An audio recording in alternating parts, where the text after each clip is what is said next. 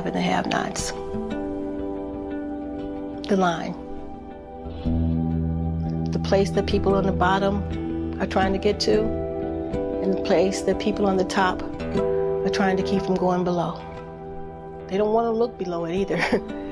They don't want to see what's down there because that'll make them feel too guilty about being above it.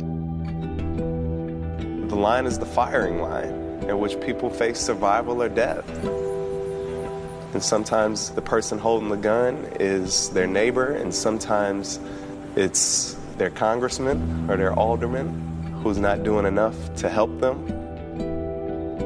The line is where you are always in a position to give help. And then for the first time, this line of I've gone from being somebody who could help to being somebody who needs help. There's a certain amount of pride that comes in being independent. And there's a certain amount of shame that comes into having to beg for every little thing that you get.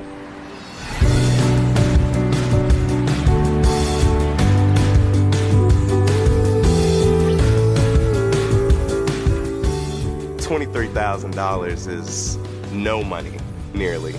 And yet I could still see families who make $35,000, who are still poor, who are still about to lose their home, who still can't afford groceries. When you start trying to tell people about poverty, they start making excuses and making heartless statements about why people are in poverty, and they don't even have a clue. They don't even have a clue. Some of the most prevalent and damaging stereotypes about poor people are that they're lazy, that they're stupid, they don't have any skills, prefer poverty, that they can't take care of their families. Poor people are working harder, just trying to keep their heads above water than we can even imagine. It's hard. It doesn't matter if you have to stand in line and kind of feel bad about yourself, that you're a failure. You have to cross that line to be able to keep the lights on, to be able to keep feeding your kids.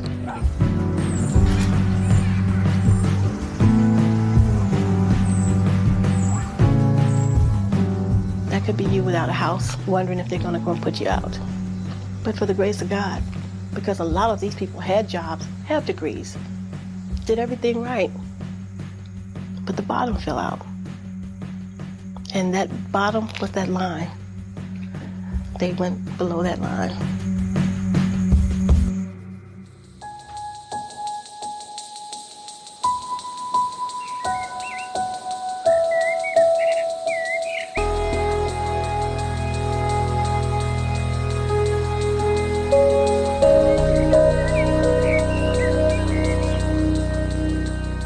DuPage County is considered one of the richest counties in the state of Illinois, probably one of the top 50 counties in the country as far as per capita income. So there are a lot of well-educated, middle-class, upper-middle-class people that live here. There's also the part of the county that people don't talk about. There's the about 10% of the population that lives at or below the federal poverty line.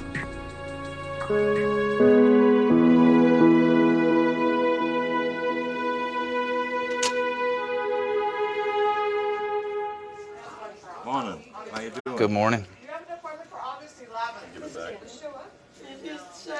Here you go. You're all set. Thank you. Just have a seat over there. Okay, thanks. I remember the first time that I tried to go, I just couldn't do it. I drove there, and I sat there, and I couldn't get out of the car. And the second time I got out of the car, I went in line, and then just got either impatient or just sort of embarrassed and just kind of walked away. Because you just don't want to admit that you're that defeated. You've been brought up never to be a charity case, never to have to ask for help, and all of a sudden you're in that position where you got nowhere else to go, and it's hard. And you're here for Food Pantry today? Right. Okay. And you have a birthday bag for Jason? Yes. Good. All right. How old is Jason? It's going to be 12. Oh.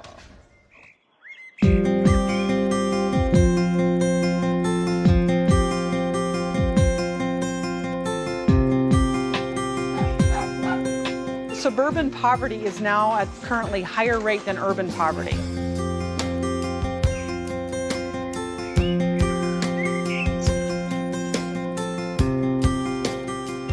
It's been a tidal wave over the last 5 years, whereas maybe before it was a trickle, now it's just suddenly, people standing outside the door of the food pantry waiting for us to open. There's a desperation, and all the organizations haven't been ready to deal with the numbers of people coming through their doors. Private organizations are a drop in the bucket compared to the federal assistance programs, and so I think there's got to be a partnership. We certainly know that we have a responsibility to do the job that we're doing, and we want to do the job we're doing, but we can't do it alone. We need the resources of the government to help. So you said 2 from here? Okay. Right. And then one from here? Okay. Okay. Applesauce. All right. 1 box of cereal? Okay. All right. Should I go healthy or what the kids like?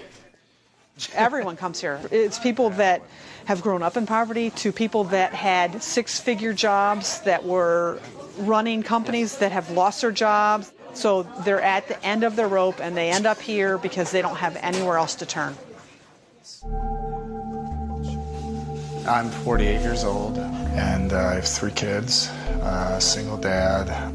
Got a daughter who's 17 and 2 sons. They're 14 and 11. Going to be 12 and 2 or Wednesday. So. Hi. Get 2 pieces for me. Okay. All right. I was in banking as senior vice president, making the 6 figures. I was very comfortable. Then the last bank I was at was acquired, went off on my own, and started to organize banks kind of at the perfect wrong time in a perfect storm, and kind of everything fell apart from that. Baked ham for sandwiches. Oh, okay. We also have baked turkey in the back there. My wife at that time filed for divorce because we were in an affluent town. Kind of the stress of all of it took its toll on our marriage, and pretty much that was it.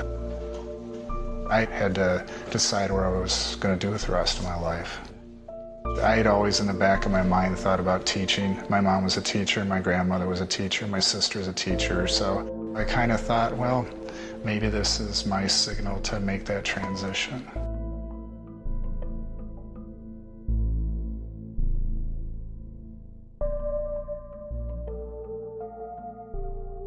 Sometimes you just feel like you're sending your resume into a black hole. You talk, to a principal or you follow up and they're like, we've got 4,000 applicants. And you're like, okay, how do I get noticed? How do I do anything? Pretty much I've been on my own for 2 years, trying to make by on substitute teaching income, trying to make by on any tutoring income I can get on the side. In substitute teaching, you're looking at $85 to $100 a day, depending if you get called into work that day. And usually it's last minute. You may get a phone call at 5:30 in the morning. For me, best case, if I'm working almost every day, I can make $12,000. That would be the best I could do.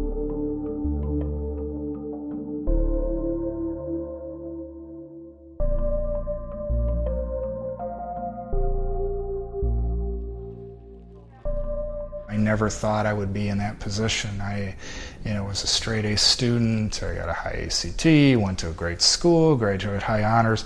Everything is roses. Everything's perfect in your life. Coffee. Always desperate for coffee. You have to work really hard to find the way to get by. The government isn't really seeking you out to say, we want to help you get you back on your feet. All the bread you want? Oh, the bread? Okay. All right. All right. I mean, I'm insulted if somebody says, John, you're just lazy. You're just not trying. You just don't care. I'm like, I care. I care more than anybody. Thank you very much.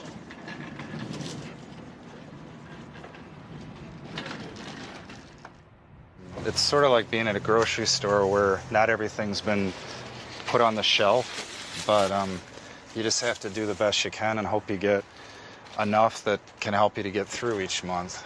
So you kind of put your own choices to the back burner because you just have to try to look and say, what do you really need?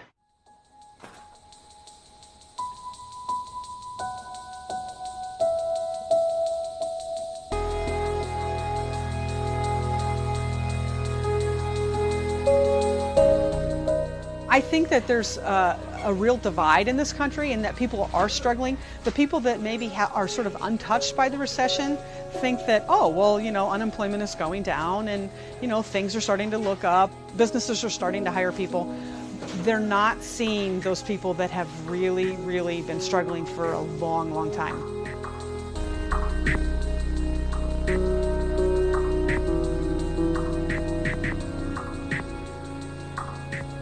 You have to make choices sometimes about what bills you're going to pay. I mean, I've had my gas shut off. I've had my electric shut off. It's horrifying, and it's embarrassing when your kids go to turn on something and it doesn't work. It's the most horrible feeling in the world. Kids just don't get it. I think that's been the hardest thing, is just to answer the questions. My youngest son will just say, Dad, when are you going to get your car fixed? And it's like, well, when I can,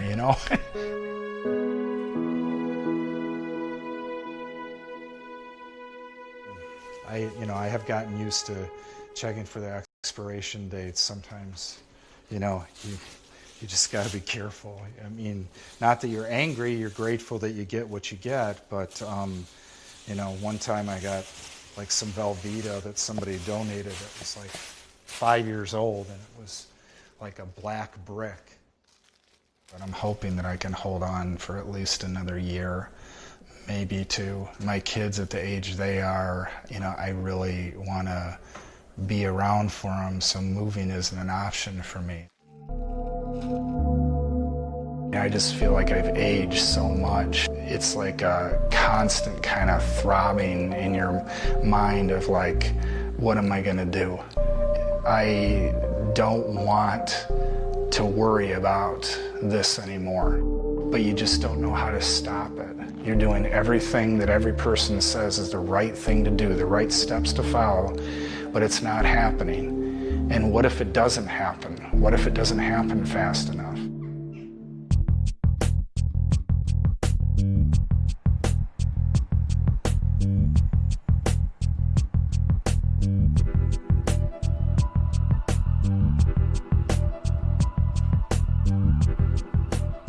I do think that a lot of the violence and a lot of what is going on right now is associated with people who are living with post-traumatic stress disorder. Trauma is simply a shift, a sudden shift in the ways in which we understand life and make meaning. Trauma in a psychological or a more psychosocial sort of sense in which I'm poor now, wow. What am I supposed to do? Or the other experience of people who have lived in poverty their entire life, and their mother did, and their grandmother did, and their grandmother did. So there have been generations of poverty, and theirs is a more deeper trauma, which is affiliated with this sort of nihilism or this sense of meaninglessness and hopelessness that says we will always be this way. This will always be the case.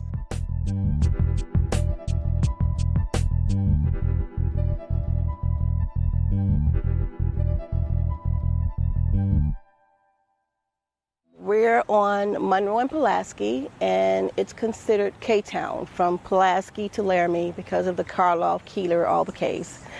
And this is where I grew up, in this house, with my family, my father, my mother, my 2 sisters, and 3 brothers. My sister was going to play for a church, which was about a block that way and about 2 blocks over, and she was walking. It was late, around 10 or so. She was coming down around the corner. She was shot and killed. She was shot in the head and killed. The police never came. They came for that night, but there was never an investigation. So as far as I'm concerned, they never found out who actually killed her But that destroyed our family, pretty much. That was the beginning of the end of the family that we knew. Just one bullet. We never recovered. One bullet. You know, and we never recovered. I think the thing that bothers me the most is that my sister wasn't a statistic. She had a name. She had a family. She had people that loved her, who depended on her for their survival, literally for their survival emotionally. And it's hard for me even to come down this block. It was a long time that I could even drive down this block because I always think about the day that I heard the bullet.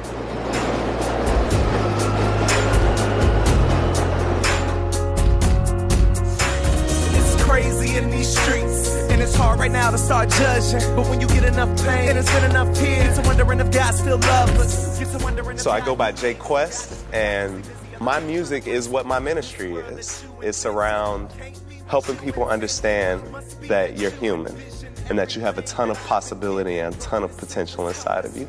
And we need to hear that more in these communities of poverty. People are killing each other for some very plain reasons, because whether they're poor or not, in terms of a quantitative measurement, they feel poor.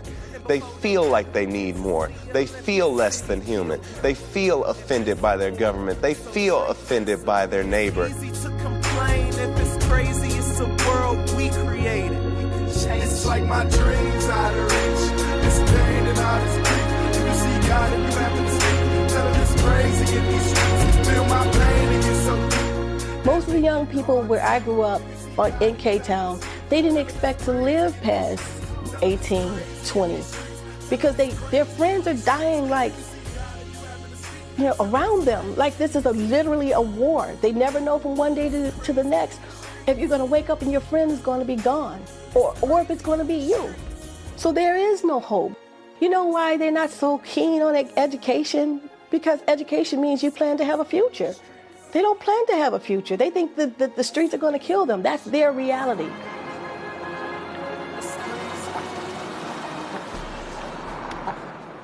One of my first jobs was working at a bank downtown. And when I would say to people where I came from, where I lived, they would be so shocked. Really? You lived over there? Because they don't expect people from K-Town or certain areas to be able to get out and get good jobs and to actually look like success. I was one of the youngest supervisors at the bank. I didn't have my first child till I was 30.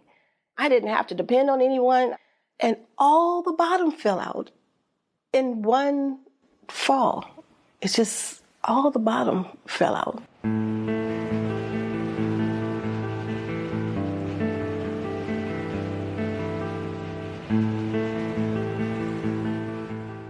There was a screw. My boot got caught in the screw, and I fell head first, 14 feet, into a wall. I broke my arm in two places. I knocked my brain into my spinal column. So it's caused me to start having strokes. I ended up having to have brain surgery where they had to take a big piece of my skull out so my brain could breathe. It took me 15, 20 years to finally get back to where I could be up and around. And keep in mind that I had a 7-month-old, a 2-year-old, and a 6-year-old.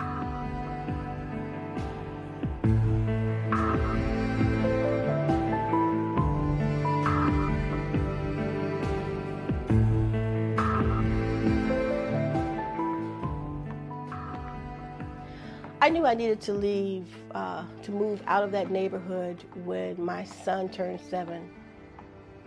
See, I had a lot of fun as a child running up and down the block. I didn't realize that I was around one of the biggest drug operations right behind my house. There was a lot of stuff being sold in and out through there. They'd ask me to take something to someone else. You know, I've done that in the building, and I didn't even realize what I was doing. I was just delivering, you know, thinking, hey, they asked me to take this down. Some of these little boys I knew were bad news. He didn't, but I knew.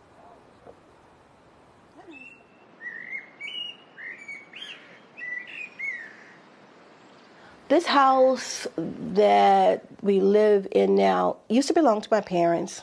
And then when my father passed, the house was just too much for my mother to handle. So my sister, my brother, myself, we all moved out here to live with my mom. And together we made it a community home, which is what, quite often happens when people are trying to, get out of a bad situation. Right after, about a year after my accident, I realized that I would not be the same. And I went on disability. And disability gave me $1,000. At that time, it was like $900 a month. I had 3 children. They gave me $900 a month for me, and they gave me $122, I think, for each child. Keep in mind, that's to pay my rent. I had food stamps, but it wasn't a lot, so a lot of times we would run out of food stamps.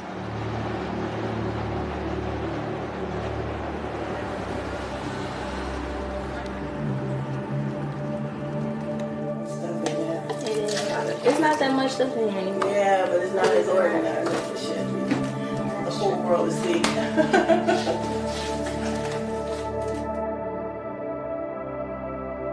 Giving my children hope, that was the hard part, because they went to a private school, so they lived with all these people who were very well off, who drove nice cars, whose parents were giving them credit cards to spend carte blanche.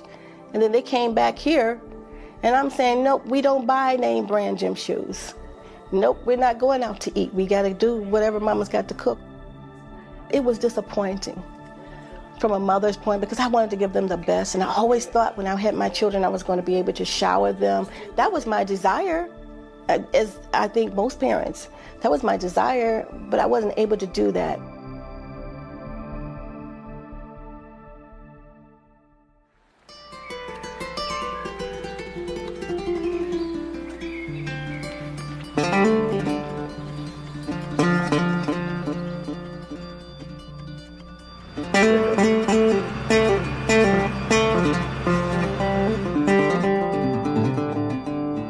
I was born and raised in this little town called Davant, Louisiana, in 1945.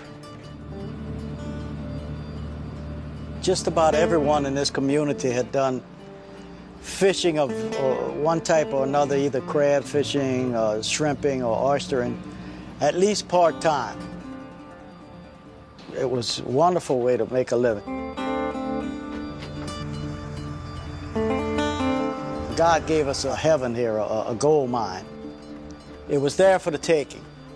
Anyone that wanted to make a good, honest living could do it. All they needed was a strong back and a little bit of brains. No matter what time of year it was, you were either shrimping, crabbing, dredging oysters. A person that didn't have any work could come to this marina, go by the conveyors where they were unloading in the evening, and, hey, I need a job. Okay, show up here tomorrow morning. You had a job. The people of this area, this entire area, depend on the environment. They depend on what God gave us. And God gave us a lot down here, but we didn't know how to take care of it. Dust of fallen empires slowly flowing through my hands.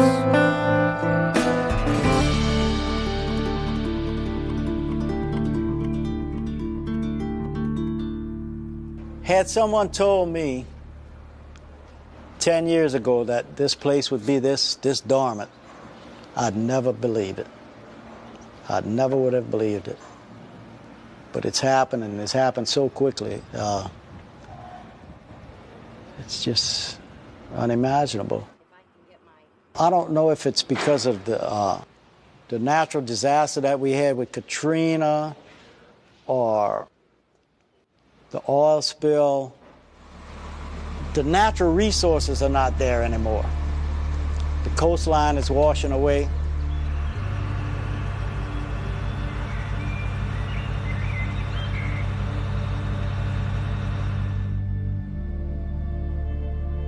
There's places that When I was in high school, we used to go out and hunt rabbits. And now those places don't exist. They're all water. They're gone, completely gone.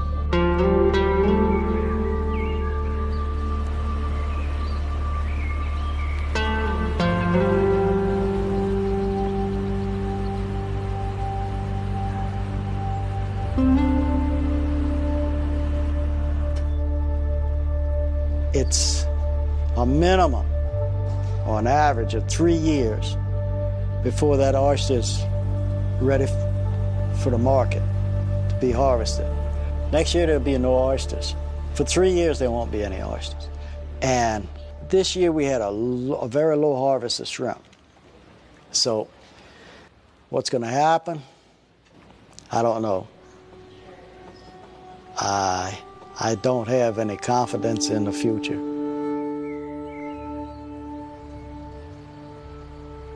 Unless we get a drastic change, a sudden change in the amount of seafood and the prices, there's no way that I can continue to do this and survive with it.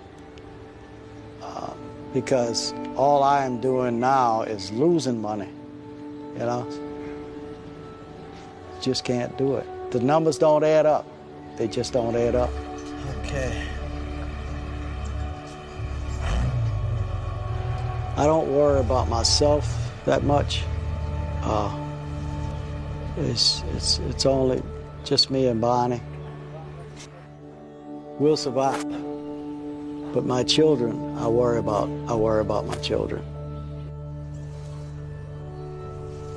This community, I've seen a change not only with income, but I can see a change in the people. The people that are still here are not happy anymore. The people were always jolly. They didn't worry about tomorrow. Tomorrow was taken care of. And now everyone's worried. They're all stressed.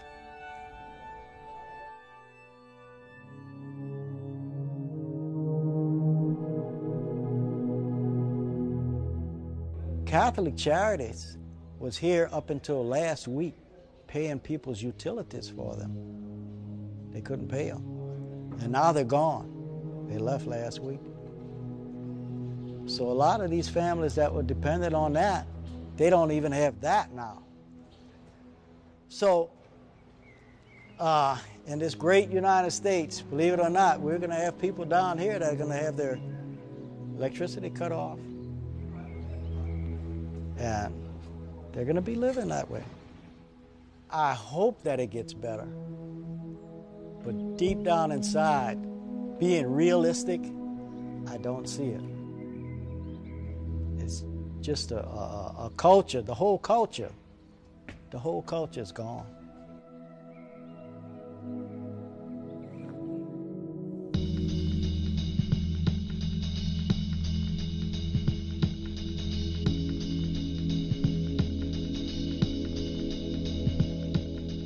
Poverty is struggling to make things work. When you have to struggle paycheck to paycheck, that's poverty. You try to fight yourself out of it, but you can't. You can't.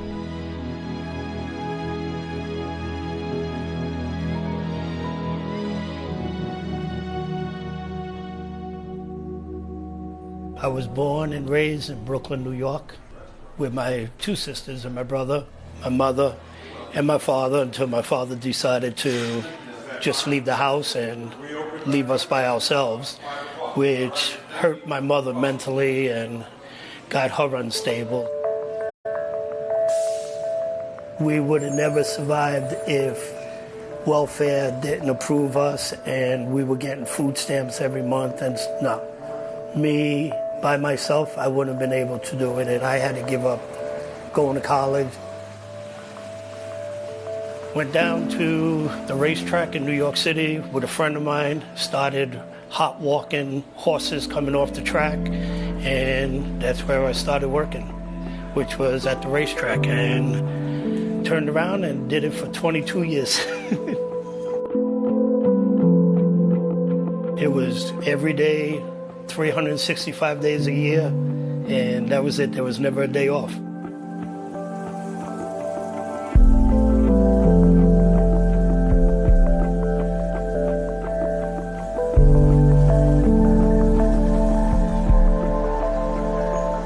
I came here to North Carolina after I stopped working at the racetrack, and when you come off of that, everybody's like, okay, so what skill do you have? It's like, you really don't. You know, I had a skill of putting horses on the racetrack.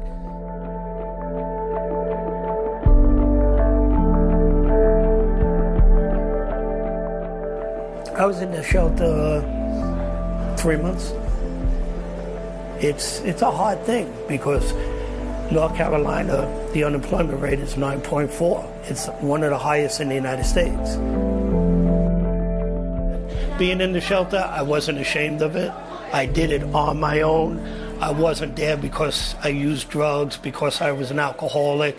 I refused to sleep in the street. I wasn't going to get put in jail for sleeping in the street. Every day I used to get up, get dressed, and go out to look for a job and stuff like that. And then when I found out about Jim Noble's restaurant and the church services that they have here, and I introduced myself. It started like a rumble, growing louder every day.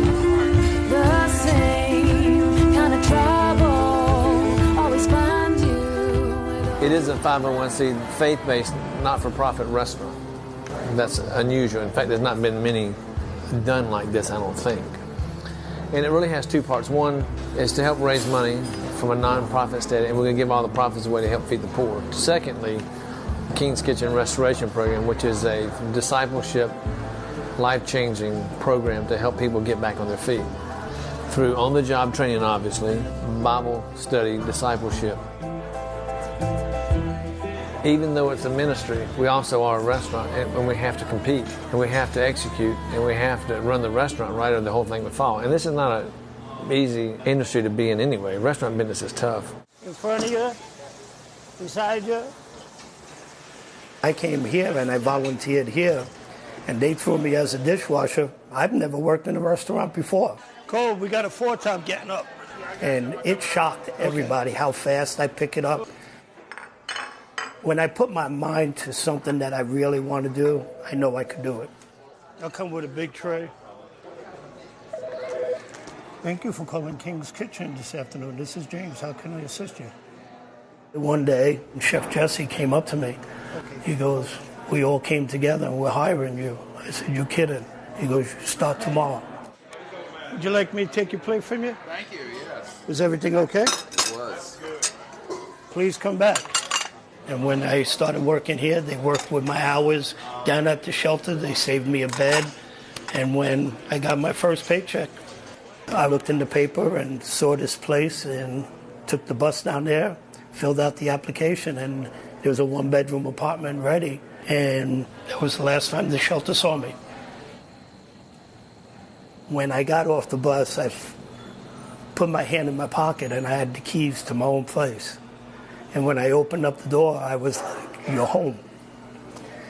And the first thing that I did, I called up my 2 sisters and my brother, and your brother is just fine. Your brother's fine. And my sister goes, you're out of the shelter? I said, yep. I said, I got my own place and everything.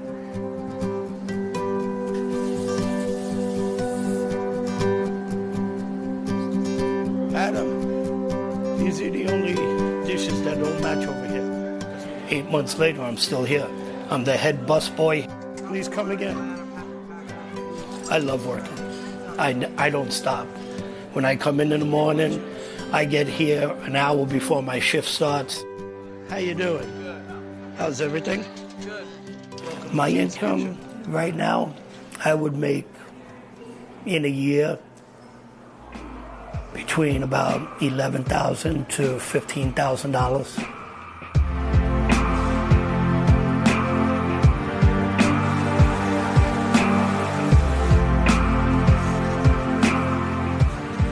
People in poverty live in poverty-stricken areas. People who have money don't even go close to where those people live. You think they worry about who's living on the street? No, because they were never part of it. And if you're not part of it, why think about it? Try to climb the ladder by yourself sometimes. It's hard. I don't judge people, and I hope that people don't judge me, and that's how I've always lived.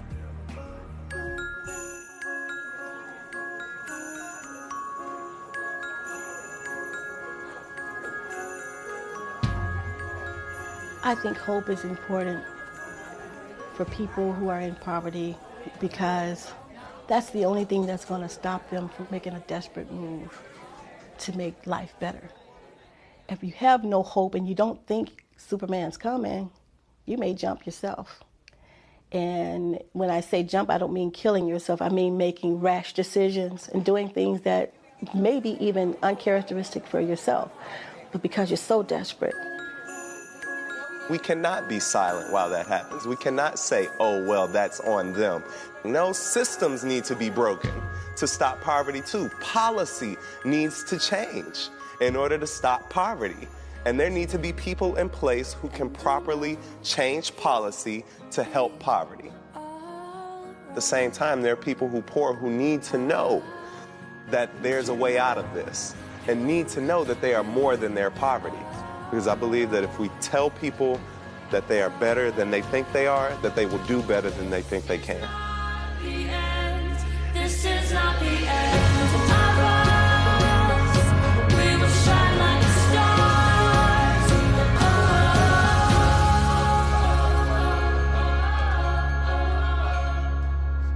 Every other day, you'll see like gang violence going on outside of the school or kids fighting. But what really keep me calm is either drawing or playing basketball. Why? You look pretty healthy, so that means you're eating. We bring young people in, and most of them have already either dropped out or are in situations where they're not doing well in school.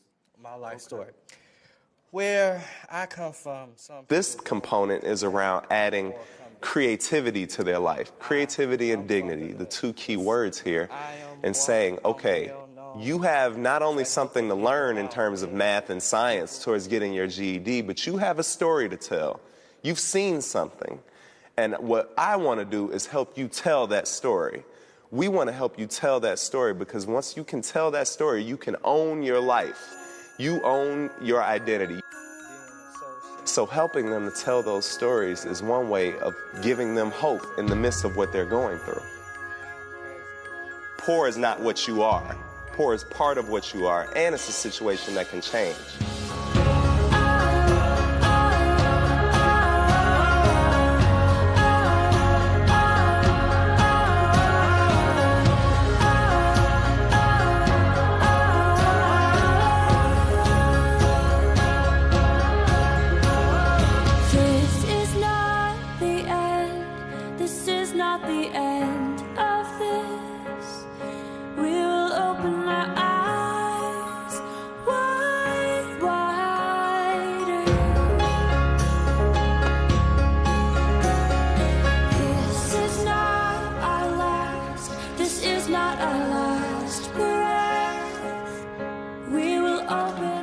I started a nonprofit called Born to Be Light, and I came up with a pledge.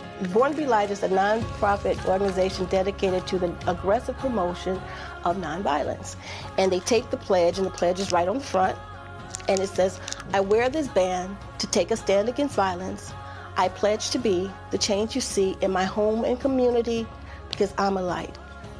So I go around to the schools and communities and functions, and I have the people wear the bands. I have them take the pledge, and it works. It really works. So I'm not just sitting back waiting for somebody to give me something. I'm trying to help myself.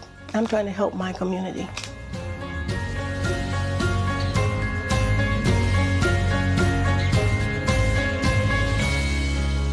I understand that people might look at me and say, well, you're getting a handout. You're on disability. But I promise you, if I could be anything but on disability, I would. And I've done everything that I can do to make myself better. I've written a book. I've gone back to school.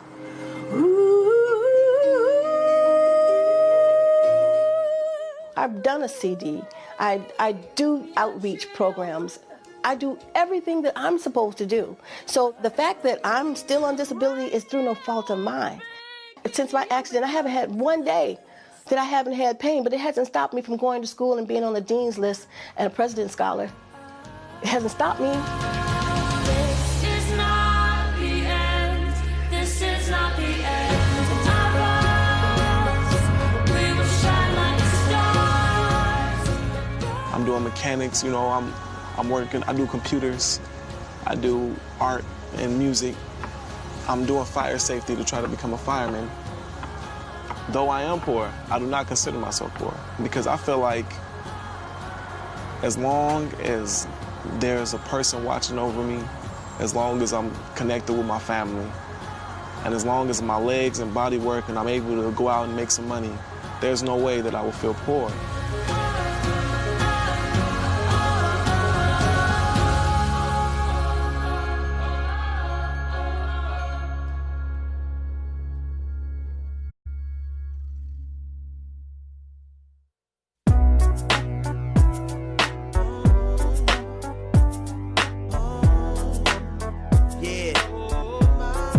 To the theocratic rule. We can't wait till it's all over. We going to a place much better. But in the meantime, we gonna hold it down. One day I won't cry no more. Can't wait for the day when people won't die no more. Daddies won't say cry no more. Lie no more. In the streets, bullets won't fly no more. Won't feel no pain no more. Won't have to push more. Won't have to strain no more. Won't have to walk lane no more. Won't have to play the game no more. One day we're taking off, baby. And ever since the Lord saved me, I've been waiting for the day we can say it's all gravy. It's all crazy trying to see life when it's all hazy. And how can I persist to do right when I'm all lazy? Feel me? Too much pain, it all ails me. Next, cause I can feel the effects of the fall daily. Pain in my chest is strong. Let's get on. Come, Lord, quick, bring on your eschaton. In the search, start the new earth. Flex your true earth. Honor your son, let him come, perfect the new birth. And we don't gotta prove that God is cool. Just knowing God is through, no more godless rule. So I'm anxious to praise the ancient of days. My brain's still amazed at how I can see that pain is a phase. Soon to be eclipsed at the sun's return. When we get what he gives and not what we've earned.